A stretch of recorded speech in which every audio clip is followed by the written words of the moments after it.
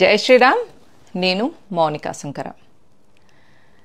Mughal తుర్కుల ఆఫ్ఘన్ల atrocities తర్వాత British east India అట్రాసిటీస్ని మనం face చేసినాం. అంటే 800 సంవత్సరాలు వాళ్ళతోని లడాయి అయింది. తర్వాత 200 సంవత్సరాలు బ్రిటిష్తోనైంది. బ్రిటిష్ హిందుస్థాన్ని వదిలేసి వెళ్ళిపోయేటప్పుడు ఆల్ ఇండియా ముస్లిం లీగ్ కానీ జిన్నా కానీ వీళ్ళందరూ ఏమని అడిగిందంటే, మీరు వెళ్ళిపోయేటప్పుడు మాకు ఇచ్చి వెళ్ళండి అని అడిగారు. కానీ అప్పుడు భారతదేశంలో ఉన్న జాతీయవాదులందరూ దానికి ఒప్పుకోలేదు.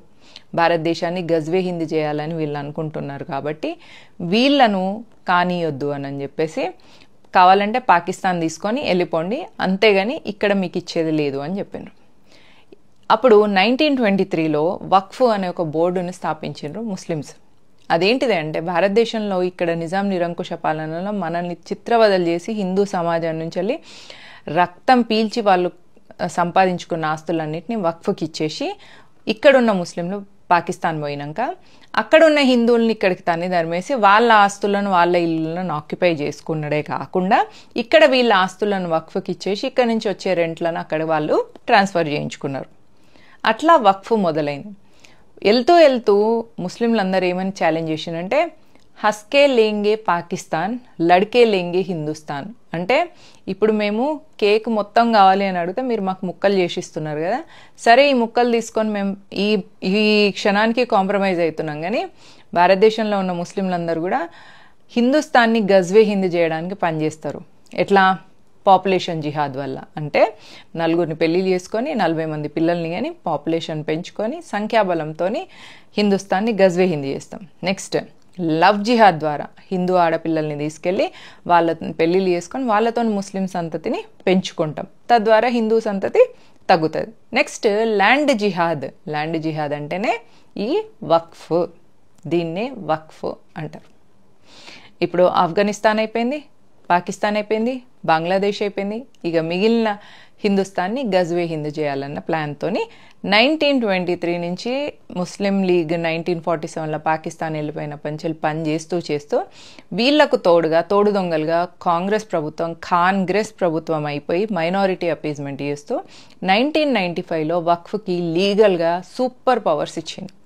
ఏంటిది అంటే, waqf by a user is a waqf. అంటే ఇప్పుడు మనకి ఎల్బీ స్టేడియంలో ఇఫ్తార్ విందు జరిగింది ఇప్పుడు మొన్న తెలంగాణలో.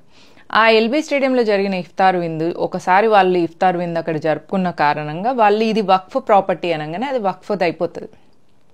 దాన్ని వక్ఫ్ బై యూజర్ ఈజ్ అ వక్ఫ్ అంటారు. బెంగళూరులో కూడా ఒక పార్కులో వాళ్ళు నమాజ్ చేసుకున్నందుకు దాన్ని వక్ఫ్ది అని క్లెయిమ్ చేయడం వల్ల ఆ ల్యాండ్ వక్ఫ్కి వెళ్ళిపోయింది. ఇట్లా ల్యాండ్ జిహాద్ కింద చేస్తున్నారు.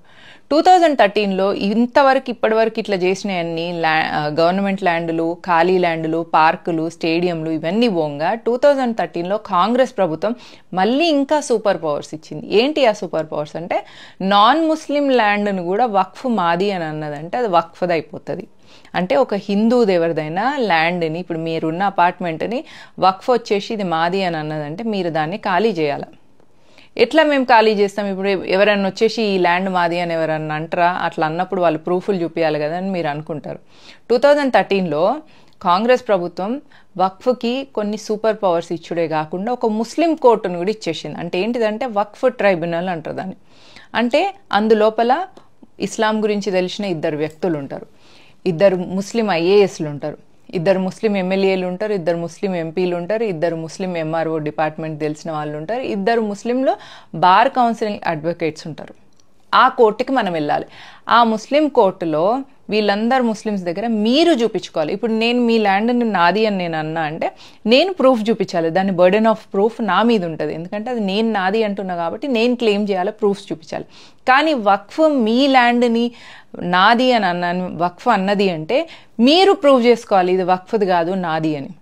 అయితే మీరు ఈ కోర్టుకి, ముస్లిం కోర్టుకి, వక్ఫ్ ట్రైబ్యునల్కి వెళ్తే మొన్నోళ్ళందరూ ముస్లింలు ఉంటారు, మీకు అక్కడ న్యాయం జరుగుతుందా?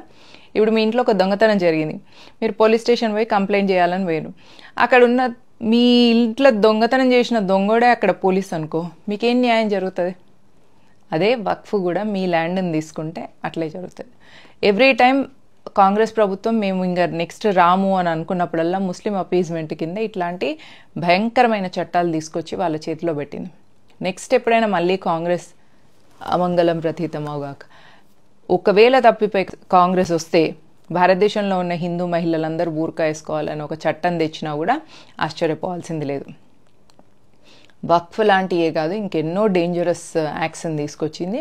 అసలు భారతదేశంలో ముస్లింలు ఎంత వైలెంట్గా ఉండడానికి కూడా కారణం కాంగ్రెస్ ప్రభుత్వం.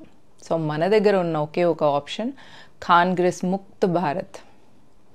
ఈ వక్ఫ్ అమెండ్మెంట్ బిల్లు సక్సెస్ అవ్వాలని పార్లమెంట్లో ఎన్డీఏ కూటమిలో ఉన్న అందరూ కూడా దానికి సపోర్ట్ చేయాలని, వక్ఫ్కున్న ఈ సూపర్ పవర్స్ అన్నిటిని తగ్గించాలని మనం కోరుకుందాం. జై హింద్, జై భారత్.